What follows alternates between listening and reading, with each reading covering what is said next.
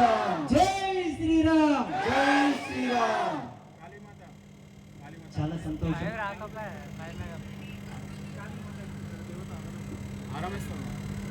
ఈ వేదికకు నన్నును ఒక భాగస్వామ్యం చేసినటువంటి ఈనాటి సభ అధ్యక్షులు హరీశ్వర్ రెడ్డి గారికి ఒకసారి గట్టిగా చప్పట్లు కొట్టాలి. మా హరికృష్ణన్న మా రెడ్డి నెల కింద వచ్చి పట్టుబట్టిండ్రు, మీరు తప్పకుండా రావాలి, మేము ఎంతో నమ్మకంతో విశ్వాసంతో పీఠానికి వస్తున్నాం, నమ్మిన మాకు న్యాయం చేయకపోతే ఎవరికి చేస్తారు, మీరు తప్పకుండా రావాలని బట్టి మరి తీసుకొచ్చారు. కాబట్టి వారికి ఒకసారి ఇంకోసారి గట్టిగా చప్పట్లు. పెళ్ళి అంటే పెళ్లి పిల్లగా ఉంది, పెళ్లి పిల్లలు అనుకుంటారు చాలామంది. కాదు, పెళ్లి కోసం పనిచేసేటోళ్ళదే అసలైన ఘనత. ఈ వేదికని ఇంత సుందరీకరణంగా అలంకరించి మనల్ని ఇక్కడ పిలిపించి ఈ కార్యక్రమానికి ఇంతకు ముందు నుంచి ఎన్ని రోజుల నుంచి కృషి చేస్తున్నారో కార్యకర్తలు, వాళ్ళకు కూడా ఒకసారి గట్టిగా చప్పట్లు. మాటికి చప్పట్లు కొట్టమంటాడేం స్వామి అనుకోకుండా, ఈ పెట్టుబడి లేని సన్మాన సత్కారాలు, చప్పట్లు. అలాగే ఈ కార్యక్రమానికి దాతలుగా ముందుకొచ్చి మేమున్నాము మన ధర్మం కాపాడడానికి, మా వంతు మేము ఈ ధర్మాన్ని రక్షించడంలో మేము ఒక భూమిగా నిలబడతామని సహకరించినటువంటి దాతలకు కూడా గట్టిగా చప్పట్లు.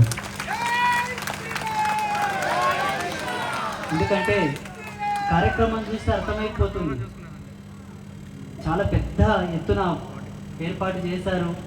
ఇదంతా ఏర్పాటు చేయడంలో లక్ష్మీ అనుగ్రహం కూడా కావాలి, కాబట్టి దానికి దాతల ప్రోద్బలం కూడా ఉండి ఉంటుంది. కాబట్టి వాళ్ళందరికీ నా మనస్ఫూర్తి కూడా ఆశీర్వాదం తెలియపరుస్తూ, రాష్ట్రీయ స్వయం సేవక సంఘ ఒక అనంతమైనటువంటి సుదీర్ఘ లోక క్షేమం కోరేటటువంటి అద్భుతమైన ఒక మహాసాగరం. అటువంటి అమృత సోపానమైనటువంటి రాష్ట్రీయ స్వయం సేవక సంఘ శత జయంతోత్సవాలలో భాగంగా నా పిల్లలందరినీ ఒక వేదికకు కలుపుదామని చెప్పి మాననీయ సరసంఘ చాలక్ గారు ఒక ఆదేశం ఇవ్వడం చేత మనమందరం ఇక్కడ కలుసుకున్నాం. మనమందరం ఒకరినొకరు చూసుకుంటున్నాం. వాస్తవం చెప్పాలంటే హిందువులందరూ ఒక వేదికకు చేరడం చాలా కష్టం. ఏదో జాతరలు అయితే కలుస్తాం, ఎవరు గోల వాళ్ళదే. ఏమైనా ఫంక్షన్లు అయితే కలుస్తాం, ఎవరి కులానికి సంబంధించిన ఫంక్షన్లో వాళ్ళు కలుస్తాం. కానీ కులాలకు అతీతంగా, ప్రాంతాలకు అతీతంగా, సంప్రదాయాలకు అతీతంగా ఈ వేదికను మనం అందరం పంచుకునే అవకాశం మనకి ఇచ్చింది కదా రాష్ట్రీయ స్వయం సేవక సంఘ. అది మన అదృష్టం, మనం గర్వించేదగ్గేటటువంటి గొప్ప అంశం అది. నేనైతే యాసరికి రాకుండా డేట్లు ఇస్తున్నా. రోజుకు 3 ప్రోగ్రాంలు, 4 ప్రోగ్రాం, ఈరోజు ఇది 5వ ప్రోగ్రాం. ఎందుకంటే ఇటువంటి అవకాశం మనకు రావడమే మనం చేసుకున్నటువంటి అదృష్టం. ఈ శత జయంతోత్సవాలలో మనం అందరం ఇక్కడ ఉపస్థితులైనాం. కారణం ఏమిటి? హిందూ సమ్మేళనం. ఏంటి హిందూ సమ్మేళనం? ఎవరు హిందువు? ఎవరు సనాతన బంధువు? ఏమిటి హిందూ ధర్మం? ఎప్పుడు పుట్టింది? ఎప్పటి వరకు ఉంటుంది? ఎందుకు అవసరం? ఎవరికి అవసరం? ఏ ప్రాతిపదికన హిందూ ధర్మం అవసరం? ఇవన్నీ ప్రశ్నలే. మన వాళ్ళే, మన ధర్మంలో ఉండేటటువంటి మన పెద్దలు అడుగుతారు, ఏమొస్తుందయ్యా ధర్మం ధర్మం ధర్మం అని మాట్లాడతామన్నారు. సనాతన ధర్మం ప్రపంచానికి చాలా అవసరం. ఎంత అవసరం అంటే శరీరానికి ఊపిరి ఎంత అవసరమో ప్రపంచానికి సనాతన ధర్మం అంత అవసరం. ఒకసారి ఆలోచన చేయండి.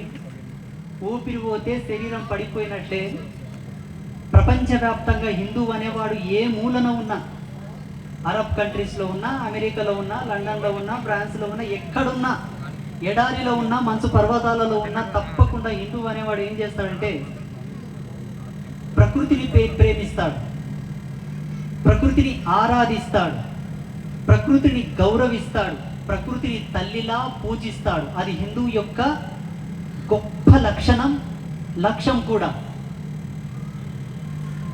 ఎక్కడైతే పర్యావరణ సంరక్షణ ఉందో అక్కడ జీవమనుగడ ఉంటుంది. చూడండి, ఈ ప్రపంచం అనే పటంలో అసలు సిసలైన పర్యావరణ ప్రేమికుడు ఎవడయ్యా అంటే సనాతనుడే. ఆ క్రెడిట్ మనదే. ప్రపంచంలో ఎవరికి ఆ ఛాయిస్ మనం ఇవ్వలే. ఇస్లాంకి ఇవ్వలే, క్రైస్తవంకి ఇవ్వలే. ప్రపంచ పటములో ధర్మ ప్రాతిపదిక మీద, మత ప్రాతిపదిక మీద అసలైన నేచర్ లవర్ ఎవరు, పర్యావరణ ప్రేమికుడు ఎవడంటే హిందువే. బాధ్యతగా చెప్పవచ్చు, హిందువే. అందుకే ప్రపంచానికి మనం అవసరం.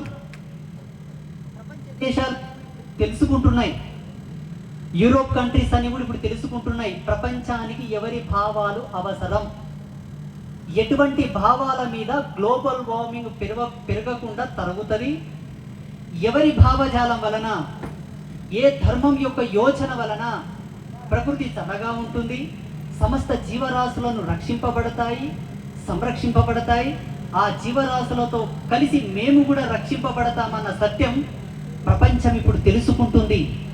మన వేదాలను తిరగేస్తుంది, మన పురాణాలను చదువుతుంది, మన ఉపనిషత్తుల మీద రీసెర్చ్ మొదలుపెట్టాయి.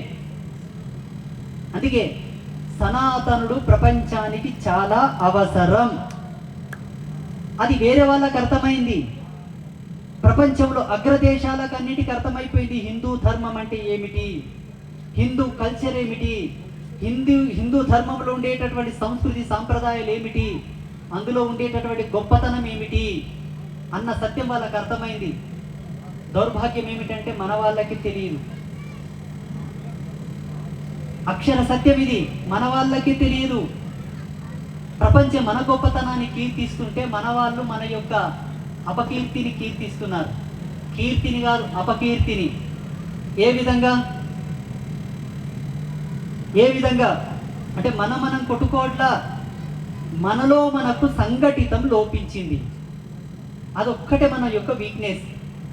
ఏ విధంగా లోపించింది, ఎందుకు మనం కలిసికట్టుగా లేము, దానికి మెయిన్ ప్రాపగండా తొలిమెట్ ఏంటంటే రాజకీయం అనే కుతంత్రం. రాజకీయం అనే ఎరలో పడిపోయి మనలో మనకు ఐక్యమత్యం లోపించింది. చూడండి, నేను రాకన్నా ముందు మా రెడ్డి గారు ఏం మాట్లాడారో నేను ఎక్స్పెక్ట్ చేశాను, నాకు అర్థమైపోయింది. ఎందుకంటే వారితో ఇది 3వ వేదిక నేను కలిసి పంచుకోవడం. మా భావాలు వాళ్ళ భావాలు చాలా దగ్గరగా ఉంటాయి. భాష యాస ప్రాస సేమ్ ఉండదు, వారిది నాది. చెప్పాల్సింది వారు చెప్పారు కాబట్టి నేను ఒక మాట చెప్తాను, ఒక సూత్రం చెప్తాను. ఏ విధంగా మనం విడిపోయామన్న దానికి మెయిన్ ఫస్ట్ పొలిటికల్ ఎజెండా, అది మనల్ని చాలా వరకు నాశనం చేసింది. చూడండి, మీ రాజకీయ మాన్యతలు మీకు ఉండనివ్వండి. భారతదేశంలో ఉండేటటువంటి అన్ని పార్టీలను మనం గౌరవిస్తాం. ఎవరి భావాలకు తగ్గట్టు వాళ్ళు పార్టీలను ఎంచుకోండి. పార్టీ నాయకులు కాండి, పార్టీ అధిష్టానపు నేతలు కాండి, పార్టీ కోసం అవిశ్రాంతంగా పనిచేయండి. అది తప్పని మేము ఎప్పుడు అనలేదు, చెప్పము కూడా. కానీ ఒక్క విషయం బాగా గుర్తుపెట్టుకోండి, పార్టీలు ఎన్నున్నా, ప్రాంతాలు ఎన్నున్నా, భాషలు ఎన్నున్నా, మనమందరం హిందువులం. నష్టన కొట్టు పెట్టి శివాభిషేకం చేసి సత్యనారాయణ వ్రతం చేసి ఎల్లమ్మ తల్లికి బోనం పెడుతున్నాం, అమ్మవార్లకు బోనాలు పెడుతున్నాం. అంటే మనమందరం ఒక తల్లి బిడ్డలమని మనమందరం సంఘటితంగా ఉంటే శత్రువు అనేవానికి ఆటోమేటిక్ అర్థమైపోతుంది మన యొక్క పవర్, మన యొక్క పట్టు. అప్పుడు కూడా మనల్ని చూసి సలామన కొట్టిపోవాలి, నమస్కారం అన్న పెట్టిపోవాలి తప్ప మనల్ని గెలకడానికి ప్రయత్నం చేయడు.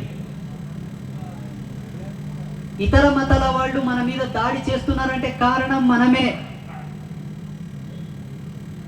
వాళ్ళకి తెలుసు ఈ దేశంలో మన మెజారిటీ ఉన్నామని, వాళ్ళకి తెలుసు మన బలం ఏంది, మన సత్తా ఏందని. ఇప్పటికీ ఛత్రపతి శివాజీ మహారాజును ఒక చూస్తేనే చెమటలు పడతాయి వాళ్ళకి తెలుసు మన బలం, మన పిడి వాళ్ళకి తెలుసు. కేవలం మన వాళ్ళు సంధిస్తున్నారు కాబట్టి వాళ్ళు రెచ్చిపోతున్నారు. అప్పుడు మనం ఏం చేయాలి స్వామి? ఒక పెద్ద గద్ద మీద కాకి వాలి ఊక ముక్కుతో కుడుతూ ఉన్నదంట. గద్ద తిరగబడితే కాకి ఏం చేతికి సరిపోదు, కానీ గద్ద తిరగబడతలేదు. అదెంత, దాని శరీరం ఎంత, దాని బలం ఎంత అని దీనికి తెలిసి తన రెక్క బలం వాడుకొని ఆకాశం వైపు ఎగురుతూనే పోతుంది గద్ద. ఆకాశం వైపు ఎగిరే కొద్దీ ఈ కాకి ఆక్సిజన్ అదంతా కదే నేలకు రాలిపోతుంది. అలా మనం సంఘటితంగా ఉండి మన బలాన్ని మనం పెంచుకుంటే ఈ కాకుల్లాంటి మతాలు మన కాళ్ళ కింద రాలిపోతావయ్యా.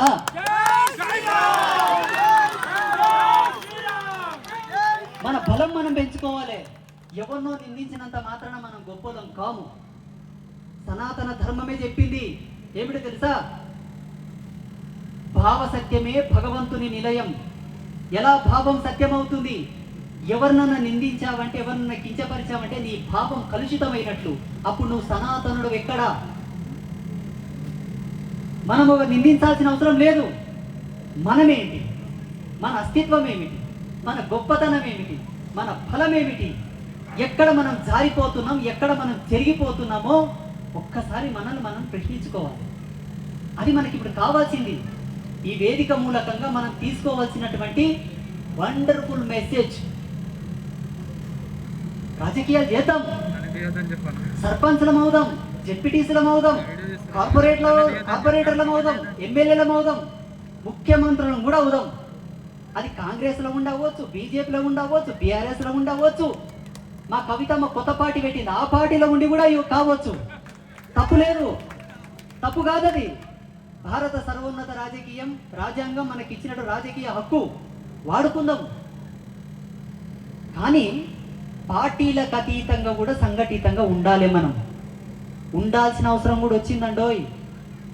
గతం గతహ, ఇన్నాళ్ళు ఏమైపోయాం అవన్నీ పక్కన పెడదాం. పోయిందాన్ని ఎంచుకుంటూ వస్తే పొద్దు ముందుకు రాదు, వెనక్కి పోదు. ఇప్పుడు మనం సంఘటితంగా ఉండాలి. ఉండకపోతే ఏమవుతుంది స్వామి? అవ్వాల్సింది అవుతుంది. ఏమవుతుంది? మన పొరుగు దేశాల్లో జరుగుతున్నది మన దేశంలో అవుతుంది. అప్పుడు ఏ రాజకీయం చేసి నువ్వు సంపాదించిన ఆస్తులు, నీ పదవులు ఎవరికి కట్టిపోతావు? నీ మన్మనికి ఇచ్చిపోతుంది అనుకుంటున్నావా? తప్పు. పాకిస్తాన్లో కూడా గట్టి అనుకునిండ్రి, ఇప్పుడు ఎవరు లేరాడా? మనం ఏంటన్నది మన స్థితిలో మనం నిలబడితే, నీవు ఎంత కష్టపడి ఆస్తులు సంపాదించి ఇచ్చినా ఒక సింగారం, ఒక అందం, ఒక వందనం. రేపు నీ మనమడు అంటాడు, మా తాత ఇన్ని కోట్ల ఆస్తి ఇచ్చిండు, కానీ ప్రపంచమే సెల్లుడు కొట్టేటటువంటి ధర్మపు విలువలు కూడా నాకు ఇచ్చిండు. ఆ ధర్మపు విలువల చేత ప్రపంచ పటంలో నా అస్తిత్వాన్ని గొప్పగా చెప్పుకునే అదృష్టాన్ని నాకు ఇచ్చిండని చెప్పి నీ మనమడు నిన్ను తలవాలి, నీ మనమరాలు నిన్ను తలవాలి. అలా ఉండాలంటే మనమందరం సంఘటితంగా ఉండాల్సిన అవసరం చాలా ఉంది. అలా సంఘటితంగా లేకపోతే, అలా సంఘటితంగా ఉండకపోతే ఇంకొక ప్రమాదం కూడా ఉంది. ఏమిటో తెలుసా? మీ భార్యలు ఇంత చక్కగా అందంగా అలంకారంగా మహాలక్ష్మిలాగా ఉన్నారు, ఇక్కడ కూర్చున్న వాళ్ళందరూ కూడా తల్లులందరూ. అప్పుడు ఎవరు భర్త ఉన్న స్త్రీయో, ఎవరు భర్త లేని స్త్రీయో కూడా గుర్తించడం కన్ఫ్యూజ్ అయిపోతుంది. ఇంకా అలా మార్చేస్తారు. ఆల్రెడీ మనలో ఒక భాగమైనటువంటి మన తెలుగు రాష్ట్రం ఆంధ్ర సగ భాగం అయిపోయింది. బాజారు పోటు పోతుడి ఈమెకు భర్త ఉన్నాడా లేడా కన్ఫ్యూజన్. ఇంకొక రాష్ట్రం కూడా అలాగే తయారైంది. నల్లగా బట్టలు వేసుకుంటారు, బయటకు వస్తారు, వాళ్ళు ఎవరో కూడా గుర్తించడానికి చేత కాదు. వాళ్ళు ఉండేటటువంటి స్థితిలో వాళ్ళు ఎవరో కూడా గుర్తించడానికి చేత కాదు. వాళ్ళు సవాల్ చేస్తున్నారు బాజార్లో, మా దేశం వస్తే, మా రాజ్యం వస్తే, మాకు అధికారం వస్తే, మేము ప్రధానమంత్రులం అయితే మాదైన దాన్ని తీసి ముందు పెడతామంటారు. అప్పుడు మనదైనది ఎక్కడ పోవాలి? మనం ఎక్కడ పోవాలి? మన ఎల్లమ్మ తల్లి గుడి ఎక్కడ పోవాలి? మన ఆరమైసమ్మ గుడి ఎక్కడ పోవాలి? మన బోనాలు ఎక్కడ పోవాలి? మన బతుకమ్మ ఎక్కడ పోవాలి? ఇవన్నీ పోకోకనా? ఓలే గనక అధికారంలోకి వస్తే ఇవన్నీ చేయలేరు. ఇవన్నీ కోల్పోకుండా ఉండాలంటే మనమందరం సంఘటితంగా ఉండాలి. సంఘటితంగా ఉండాలంటే ఏం చేయాలి? రాజకీయాలు పక్కకెట్టాలి, కులాలు పక్కకెట్టాలి, ప్రాంతాలు కూడా పక్కకెట్టాలి. ఈ మధ్యలో ప్రాంతీయమైనటువంటి భేదం అనే చిచ్చు తగిలింది మనోళ్ళకు.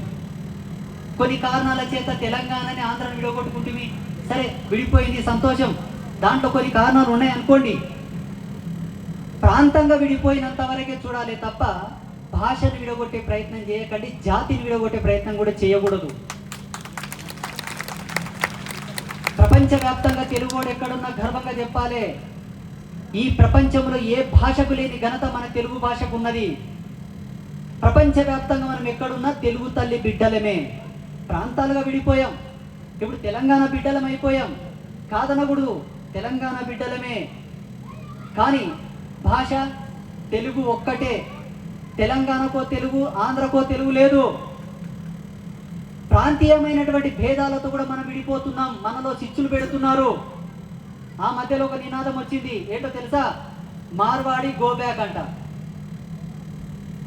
అదే నోటితో రోహింగ్యా గో బ్యాక్ అంటే అయ్యపోతుంది కదా.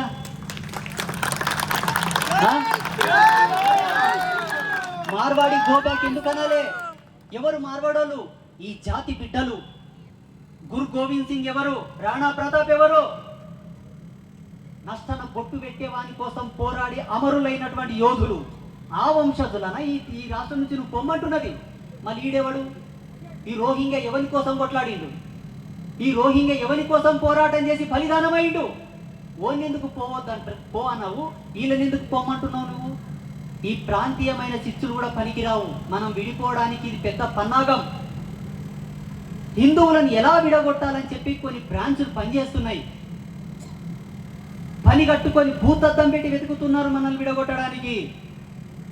చూడండి, మార్వాడి గో బ్యాక్ అన్నారు, పోయి వాళ్ళ రాజ్యంలో వాళ్ళు బ్రతుకుతారు, సంతోషం. వాళ్ళకేం తిన్నిగా గతి లేక ఇక్కడికి వచ్చలేరు. ఉపాధి ధర్మంతో మన తెలుగు వాళ్ళు లేరా ముంబైలా? మన తెలుగు వాళ్ళు లేరా గుజరాత్లా? మన తెలుగు వాళ్ళు పక్క రాష్ట్రాల్లో లేరా? వాళ్ళు కూడా గో బ్యాక్ అంటే ఇది కాదు మనకు కావాల్సింది. ఇప్పుడు రోహింగ్యాలు వచ్చారు. వాస్తవంగా భారత రాజ్యాంగం ప్రకారంగా అరుంధతి మాతకు మొక్కేవాడు, మతంగ కన్యకు మొక్కేవాడు, మాతంగ ఋషి గోత్రంలో పుట్టినటువంటి వానికే మైనారిటీ హక్కులు రావాలి. మైనారిటీ హక్కులు వాళ్ళకే చెందాలి. ఎస్సీ హోదా వాళ్ళకే చెందాలి. గర్వంగా మేము అరుంధతి మాత వంశజులమని చెప్పుకునే వాళ్ళకే, మాదిగ సమాజానికి మాత్రమే ఆ హక్కులు చెందాలి. కానీ ఇప్పుడు మైనారిటీ సంక్షేమ పథకాలని ఎవరికి తినబెడుతున్నారు? వస్తారు, కుప్పలు కుప్పలు వస్తారు రోహింగ్యాలు. వాళ్ళకందరికీ మీరు సంక్షేమ పథకాలు ఇవ్వండి, మా నోట్ల మన్ను పోయండి. ఎవరికి హక్కులు ఇస్తున్నారు? ఎవరిని చేర తీసుకుంటున్నారు? ఎవరికి మీరు కల్పితాలు ఇస్తున్నారు, హక్కులు ఇస్తున్నారు, రిజర్వేషన్లు ఇస్తున్నారు? ఈ దేశ బిడ్డలంతా మన్ను బుక్కుతుండరు. ఒక్కసారి గుండె మీద చేసుకొని ఆలోచన చేయండి. పూలు అమ్ముకొని బ్రతకాల్సిన తమలోల పరిస్థితి ఏమిటి? పూలు అమ్ముకునేటంతా ఓలేజ్యమైంది, చెప్పులు అమ్ముకునేటంతా ఓలేజ్యమైంది, ఇనుప సామాన్ల దుకాణంలో ఓలే ఉండరు, పండ్లు ఓలే అమ్ముకుంటారు, కటింగ్ చేసిన వాళ్ళు ఓలే అయ్యి, బంగారు షాపులన్నీ ఓలే వైపాయి, అన్ని ఓలే వైపాయి. మా నోట్ల మన్ను కొట్టురాప, మా ఊళ్ళు పిచ్చగాల వెళ్ళిపోతారు. ఇంకా ఈ దేశంలో పుట్టినవాడు, ఈ దేశపు వారసుడు సరే వచ్చిన తప్పుకు మార్వాడి గో బ్యాక్ అంట, రోహింగ్యాలను రావాలంట. ఏమిటిది? ఎవరికి అన్యాయం చేస్తున్నారు మీరు? పిలుచుకోరు. ఇంకా వాస్తవం చెప్తాను, నేను ఒక దళిత బిడ్డనే, నేను మాదిగ జాతిలో పుట్టినవాడిని. మాదిగ సమాజానికి భారత రాజ్యాంగం అనాది నుంచి అన్యాయమే చేస్తుంది. నాకు తెలుసు, మా నాయకులు కూడా ఎవరు మాట్లాడతలేరు. ఒక్క విషయం చెప్తా, బాగా గుర్తుపెట్టుకోండి. భూదేవి సాక్షిగా, పంచభూతాల సాక్షిగా ఈ ప్రపంచ పటంలో ఎవరి మూలాలన చెప్పడానికి ఈజీ, కానీ మాదిగ జాతి యొక్క అస్తిత్వం ఎవడు కనిపెట్టలేడు. మాదిగ జాతి మూలాలు ఎవరు తెలియదు. అనాదిగా పుట్టినటువంటి జాతి, ఆది నుంచున్న జాతి కాబట్టే మహా ఆదిగా అటువంటి జాతికి అన్యాయం జరుగుతుంది ఈ దేశంలో. ప్రతి ఒక్క కులం యొక్క మూలాలు చెప్పవచ్చు, నేను చూపిస్తా. మాదిగ జాతి మూలాలు ఎవడు పట్టలేడు. అంత గొప్ప జాతి మాదిగ జాతి. ఈనాడు ఆ జాతి నోట్ల మన్ను వస్తున్న రాజకీయ నాయకులందరూ కలిసి పిచ్చి పిచ్చోళ్ళకంతా రాయితీలు ఇస్తున్నారు, రిజర్వేషన్లు ఇస్తున్నారు. ఈ దేశానికి జై కొట్టడు, భరతమాతకు జై కొట్టడు, జాతీయ గీతం పాడాడు, జాతీయ జెండకు జైలుడు కొట్టడు, ఈ దేశ శాంతి భద్రతలను గౌరవించడు. వానికెంత ఇస్తావయ్యని ఈ దేశపు రాజ్యాంగం యొక్క హక్కులని? ఎవరింట్లా అరుంధతి మాత ఫోటో ఉందో, ఎవరింట్లా మతంగ ఋషి ఫోటో ఉందో, జాంబవంతుని ఫోటో ఉందో వాళ్ళకి ఇవ్వండి మాదిగ జాతి యొక్క రిజర్వేషన్లు. ఇటువంటి కుట్రలు జరుగుతున్నాయి ఈ దేశంలో. మీరేమో రాజకీయం అనే మత్తులో పడిపోయింది. నేను రాజకీయం చేయి ఎవడొద్దన్నాడు? బాధ్యతగా రాజకీయం చేయి. నువ్వు కాంగ్రెస్ పార్టీ లీడర్వా, బీజేపీ లీడర్వా, బీఆర్ఎస్ లీడర్వా, కమ్యూనిస్ట్ పార్టీ లీడర్వా, బిఎస్ పార్టీ లీడర్వా, జనసేన పార్టీ లీడర్వా, ఇంకో కొత్త పార్టీ కూడా పెట్టప్పా. ఎవరు కాల్సిందంతా ధర్మం గురించి మాట్లాడు. ఎందుకు మాట్లాడమంటున్నాం ధర్మం గురించి అంటే, నష్టన బొట్టు పెట్టేవాడు ఉన్నంత వరకు, సనాతనుడు ఉన్నంత వరకు మానవ జాతిలో విలువలు మిగిలిపోతాయి, మానవ జాతికి ఉపాధి దొరుకుతుంది. చూడండి, ప్రపంచంలో అత్యున్నతమైనటువంటి సంస్థలు ఒక నివేదిక ఇచ్చేశాయి. రానున్న 30 సంవత్సరాలలో జాబులు ఉంటలేవంట. చేస్క తిందామంటే పనులు ఉంటలేవంట. తిందామంటే కూడు దొరకదంట. కారణం ఏంటో తెలుసా? మానవుడు పోతున్నటువంటి పోకడ అటువంటిది. కానీ సనాతనుడు అనేవాడు ఎప్పుడైనా కూడా లక్షల సంవత్సరాల నుంచి ఉన్నది నా జాతి, భూమి అంతమయ్యే వరకు ఉంటుంది నా జాతి, బ్రహ్మాండంలో నవగ్రహాలు ఉన్నంత వరకు ఉంటుంది సనాతను యొక్క మూలం, సూర్య చంద్ర నక్షత్రాలు ఉన్నంత వరకు ఉంటుంది సనాతను మూలం. కానీ ప్రపంచమంతా సనాతన ధర్మం యొక్క భావజాలం మీద నడిస్తే ఎప్పటికీ దేహి అనే పరిస్థితి మనకు రాదు, ప్రపంచానికి కూడా రాదు. ఎందుకో తెలుసా? సనాతన ధర్మానికి ఒక వెన్నతో పెట్టిన విద్య ఉన్నది. ఏంటో తెలుసా? జీవో జీవస్య జీవనం. చూడండి, ఏదో ఒక కోణంతో ఆపత వచ్చిందనో, రోగం వచ్చిందనో, పనులు కావో అని తిరుపతికి పోయినాం. పోయిన తప్పుకు స్వామి గుండిలో 10 రూపాయలు వేసి వచ్చినాం. వేసి వచ్చిన తప్పుకు ఇప్పటికీ బాధ్యతగా చెప్తున్నా, ఈ వేదిక మూలకంగా చెప్తున్నా, ప్రపంచానికి కరువు వచ్చిన 100 సంవత్సరాలు మనల్ని కుసునబెట్టి తినబెడతాడు మన వెంకటేశ్వర స్వామి. కుసునబెట్టి మనల్ని మేపుతాడు మన దేవుడు. ఎందుకో తెలుసా? ఏదో ఒక భావంతో పోయి దుడ్డు స్వామితో జమ చేసి వచ్చినాం మనం. ప్రపంచంలోని రిచెస్ట్ గాడ్ శ్రీ వెంకటేశ్వర స్వామి. ఒక్క శ్రీ వెంకటేశ్వర స్వామి కాదు, శ్రీశైలం మల్లన్న, విజయవాడ దుర్గమ్మ, అన్నవరం సత్యనారాయణ స్వామి, కాశీ విశ్వనాథుడు, సిద్ధి వినాయక్, ఇటువంటి ఎన్నో దేవాలయాలలో లెక్క కట్టలేనంత సంపద మన దేవుళ్ళు దాచిపెట్టారు మన కోసం. భవిష్యత్తులో ఏ ముప్పు వచ్చినా మన దేవుళ్ళు మన కడుపు నింపుతారు. కానీ ఈ నమ్మకాన్ని బొమ్ము చేయడానికి ఒక పన్నాగం కూడా ఉంది. ఇందులో ఒక చిన్న లిటికేషన్ కూడా ఏందో తెలుసా? మన దేవుళ్ళ సొమ్మంతా తీసుకుపోయి మైనారిటీలకు రాయి తెలుస్తున్నారు. ఎవడో మైనారిటీ భరతమాతకు చేయి కొట్టాడంట, జాతీయ జెండాకు సెల్యూట్ కొట్టాడంట, వందే మాత్రం పాడతలేడంట. సొమ్మొక్కంది, సోకొక్కంది. ఈ కుట్రలకు మనం బలైపోతున్నాం. కాబట్టి మనం అందరం సంఘటితంగా ఉంటే రాజకీయాన్ని కూడా మార్చవచ్చు, రాజకీయంలో కూడా మనం సంఘటితం తేవచ్చు. అలాగే ఈ చట్టాలని, హోదాలను కూడా క్రమబద్ధీకరించవచ్చు. కేవలం మనం సంఘటితంగా లేము, ఐక్యమత్యంగా లేము. కాబట్టి మన సనాతన ధర్మంతో, మన హిందూ జాతితో ఆటలు ఆడుకుంటున్నారు అందరూ. మనల్ని పావుకోలలాగా చేసి ఆటలు ఆడుకుంటున్నారు అందరూ. కాబట్టి మనం అందరం ఏం గమనించాలి? కులాలు పక్కకెడదాం, రాజకీయాలు పక్కకెడదాం, ప్రాంతాల భేదం పక్కకెడదాం. నష్టన పొట్టు పెట్టిండా, పూజలు చేస్తున్నాడా, నడుముకు మొత్తాడు కట్టిండా, ఆడపిల్లకు మెల్ల మంగళసూత్రం ఉందా, గాజులు ఉన్నాయా, సిగల పూలు ఉన్నాయా, కులం కాదు, రాజకీయం కాదు, వీడు నేను ఒకటే, మేమందరం హిందువులమే. ఇలా ఉండాలి. ఇలా ఉండగలిగితే ప్రపంచ పటంలో, ప్రపంచ స్థానంలో సనాతనుని యొక్క మాన్యత, ప్రతిష్ట, హిందూ జాతి యొక్క గర్వకారణం. ఈ చరిత్రలోనే మన ధర్మం అనాదిగా జగద్గురువే, ఇక ముందు కూడా జగద్గురు స్థానంలోనే మనం నిలబడతాం. అలా ఉండాలి కూడా మనం. ఇక్కడ ఉండే వాళ్ళలో చాలా మంది కూడా ఒక కన్ఫ్యూజన్ ఉండవచ్చు.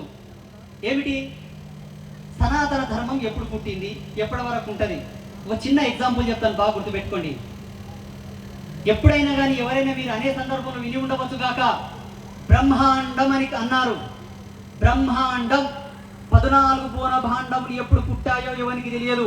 అంతకన్నా ముందు నుంచి ఉన్నది సనాతన ధర్మం. అందుకే దీన్ని బ్రహ్మాండం అన్నారు. ఎందుకో తెలుసా? ఇప్పుడు ఉండేటటువంటి యుగ ధర్మాన్ని అనుసరించి చతుర్ముఖ బ్రహ్మగారు ఈ సృష్టికి అధిపతి. ఆయనతో పుట్టినటువంటి సంతానం కాబట్టే, బ్రహ్మ నుంచి వచ్చింది కాబట్టే బ్రహ్మాండం అని మన వాళ్ళు అన్నారు. విన్నారా లేదు? ఎవరైనా విన్నారా? బ్రహ్మాండం అని అన్నారు. విన్నారా? గట్టిగా చెప్పండి, విన్నారా లేదా? బ్రహ్మాండం అని అన్నారు కాబట్టే మనమంతా బ్రహ్మదేవుని యొక్క సంతతిగా పరిగణింపబడ్డాం. ఈ ప్రపంచంలో మనమే అందరికన్నా ముందున్న వాళ్ళం, అందరికన్నా గొప్ప వాళ్ళం. బ్రహ్మాండం అన్నారే తప్ప అల్లాండము యేసు అండమని అనలేరు. ఎందుకు? మనమే ముందున్నామయ్యా. మన జాతి చాలా గొప్పది, మన విలువలు చాలా గొప్పవి. చూడండి, ఇప్పుడున్న టెక్నాలజీని కనుక మనం వాడుకొని ఏఐని కనుక మంచిగా వాడుకుంటే ఒక్క రోజులో చెప్పొచ్చు క్రైస్తవ్యం ఎప్పుడు పుట్టింది, ఎప్పటి వరకు ఉంటుందో. ఒక్క రోజులో చెప్పొచ్చు. ఇప్పుడున్న కంప్యూటర్ని ముందలు పెట్టుకొని కూర్చుంటే మహమ్మదీయ మతం ఎప్పుడు పుట్టిందో, సనాతన ధర్మం ఎప్పుడు పుట్టిందో ఏ కంప్యూటర్ చెప్తుంది, ఏ విజ్ఞాన శాస్త్రవేత్తలు చెప్తాడో రమ్మని. ఇక్కడ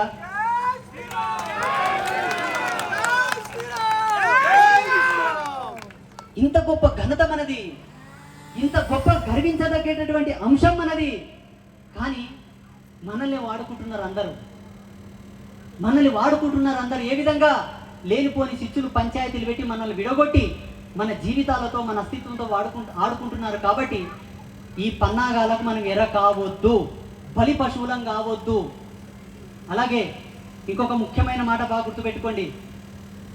ప్రపంచంలోనే అత్యున్నతమైన ధర్మం మనది అయినప్పటికీ, అత్యున్నతమైన స్థానంలో మన ఋషులు మనం ఉంచినప్పటికీ కేవలం ఒకే ఒక చిన్న కారణం వల్ల అండి చాలా వరకు కూడా. ఏమిటో తెలుసా? ఏదైనా ఒక సందర్భాన్ని మనం పంచుకునే కోణంలో నాది, నేను, నా వాళ్ళు అన్నది పక్కకెట్టండి. ఈ పంచాయతీలన్నీ పక్కకెట్టండి. పెట్టకపోతే ప్రమాదం తప్పదు, పెట్టకపోతే ప్రమాదం తప్పండి. ఈ లేనిపోని పంచాయతీలను మనం ముందు పెట్టుకున్నాం కాబట్టి మనదైన దాన్ని మనం కోల్పోతున్నాము. ఇది మీరు అందరూ బాగా గుర్తుపెట్టుకోవాలి. అలాగే ఇంకొక చిన్న మాట, రాబోయే కాలంలో, భవిష్యత్తులో చాలామంది పెద్దలు కొన్ని మాట్లాడుతున్నారు, కొన్ని స్టేట్మెంట్లు ఇస్తున్నారు. చూడండి, ఇక్కడ కూర్చున్న వాళ్ళు, వీడియో రికార్డ్ అవుతుంది. ఈ వీడియో టెలికాస్ట్ అయిన తర్వాత ప్రపంచంలో ఉండేటటువంటి ప్రతి మానవుడు బాగా గుర్తించుకోండి, సనాతన ధర్మంలో ఉన్నంత వరకు అందరూ సేఫ్, అందరూ సుభిక్షం, అందరూ చల్లగా బతుకుతారు. ఇది సత్యం, అక్షర సత్యం ఇది. ఒకవేళ మేమే బ్రతకాలి, మేమే ఉండాలి, మేము మాత్రమే జీవించాలనుకుంటే మన పొరుగు దేశాలకు పట్టిన గతి ఈ దేశం కూడా పడుతుంది. మీరు చల్లగా ఉండండి, మీరు మంచిగా ఉండండి, మా వాళ్ళని కూడా మంచిగా ఉండనివ్వండి. లేనిపోని పంచాయతీలంతా మీరే పెడతారు, లేనిపోని శిష్యులంతా మీరే పెడతారు, మమ్మల్ని ఏమో మాట్లాడొద్దు అంటారు. మేము మాట్లాడటానికి ఏమంటారు? ఆహా, పరశ్రీ స్వామి మత కల్లోలాలు సృష్టిస్తున్నాడు. నేనెక్కడ మత కల్లోలాలు సృష్టించిన పాడుగాల? నా వాళ్ళని జాగృతంగా అమ్మంటున్నా, నా వాళ్ళని సంఘటితంగా అమ్మంటున్నా, నా వాళ్ళని ఐక్యమత్యంగా అమ్మన్నా తప్ప మీ వాళ్ళని ఏం నేను అనలేదు. ఇప్పుడు చెప్తున్నా, ఈ బండ్లగూడ జాగీర్ వేదికగా చెప్తున్నా, మేము ఎప్పుడు కూడా ముస్లిం జోలికి రాము. ముస్లిం మతానికి వ్యతిరేకం కాదు, ఖురాన్కి వ్యతిరేకం కాదు, అల్లాహ్కి వ్యతిరేకం కాదు. మేము క్రైస్తవుల జోలికి రాము, మేము క్రైస్తవుల వ్యతిరేకం కాదు, జీసస్ క్రిస్టుకి వ్యతిరేకం కాదు, బైబిల్కి వ్యతిరేకం కాదు. మేము ఎవరికి వ్యతిరేకం అంటే, ఈ దేశంలో పుట్టి ఈ దేశాన్ని గౌరవించక, ఈ దేశ శాంతి భద్రతలను దృష్టిలో పెట్టుకోక, మా ధర్మంలో మీరు ఒకరిగా ఉండి జీవిస్తూ, మా విలువలను మీరు అనుభవిస్తూ మమ్మల్ని లేకుండా చేస్తాం, హిందూ అనేవాణ్ణి లేకుండా చేస్తాం, 15 నిమిషాలు పోలీసులను పక్కకెట్టండి చూసుకుంటాం, మేము ఉరికిచ్చి కొడితే సందులు గొంతులు సరిపోవని స్టేట్మెంట్ ఎవడు ఇచ్చిండు? ఎందుకు ఇవ్వాలి? అవసరం ఏముంది? మా ఎమ్మెల్యేలు ఎవరైనా ఇచ్చారా? మా ముఖ్యమంత్రులు ఇచ్చారా? మా రాజకీయ నాయకులు ఇచ్చారా? మా హిందూ ఎమ్మెల్యేలు ఇచ్చారా? మా హిందూ మంత్రులు ఇచ్చారా? మా నీకేం పెయి పలిచిందని ఇస్తున్నావు? అంత కండకవరం ఉంటే చెప్పు, లేదు అంత పెయి పలుపుంటే చెప్పు, మీకు అంత బలుపుంటే చెప్పండి, దానికి మేము కూడా సిద్ధమే. మేమేం తక్కువ కాదండోయ్. ఛత్రపతి శివాజీ మహారాజ్ ఒక్కసారి గుర్తు తెచ్చుకోండి. అదే కాదు, ఝాన్సీ లక్ష్మీబాయి ఇంకొకసారి గుర్తు తెచ్చుకో, కిట్టూరు చెన్నమ్మ ఇంకోసారి గుర్తు తెచ్చుకో, రాణా ప్రతాప్ ఇంకోసారి గుర్తు తెచ్చుకో. ఎవరిని నువ్వు సభా చేస్తున్నది? ఎవడన్నమన్నా నిన్ను? ఎవడన్నమన్నాడు? ఇప్పుడు కూడా చెప్తున్నా, ఇక ముందు కూడా హిందూ ధర్మమైనా, ముస్లిం ధర్మమైనా, క్రైస్తవ ధర్మమైనా, ఏ ధర్మమైనా సరే ఒక ధర్మం ఇంకొక ధర్మాన్ని ఎత్తి చూపొద్దు, ఇంకొక ధర్మం ఇంకొక ధర్మం గురించి తప్పుగా మాట్లాడవద్దు. ఒకవేళ మాట్లాడవలసి వస్తే మాట్లాడితే పరిస్థితులు చాలా విషమించిపోతాయి. జాగ్రత్త, పరిస్థితులు చాలా విషమించిపోతాయి. ఎందుకో తెలుసా మా వాళ్ళు విన్నారు అయిపోయింది. ఇక ఓపిక నశించిపోయింది, ఇక సహనం లేదు. మీరు మంచిగా ఉండండి, మేము మంచిగా ఉంటాం. మీరు చల్లగా ఉండండి, మేము చల్లగా ఉంటాం. మేము గుళ్ళు గోపురాలు కట్టుకుంటాం, మీరు చర్చిలు కట్టుకోండి, మసీదులు కట్టుకోండి, ప్రార్థన చేసుకోండి, అన్నీ చేసుకోండి. మేము ఎప్పుడన్నా అన్నామా? మేము ఎప్పుడన్నా మిమ్మల్ని వచ్చి గెలికినామా? మీరే వచ్చి గెలికిండ్రు మమ్మల్ని. ఎలా? కాశీ పట్టణం నందు మీకు మసీదు కట్టుకోవడానికి స్థలం లేకుండేనా? మా దేవుని సన్నిధిలో ఎందుకు కట్టినావు? కాశీ పట్టణంలో స్థలం లేకుండేనా? భూమి గొడ్డువైనా వేరే జాగాలో కట్టొచ్చు కదా. అయోధ్యలో కూడా నువ్వు మసీదు కట్టుకోవడానికి స్థలం లేకుండేనా? మా గుడిని ఎందుకు కూల్చావు? ఆడ మసీదు ఎందుకు కట్టావు?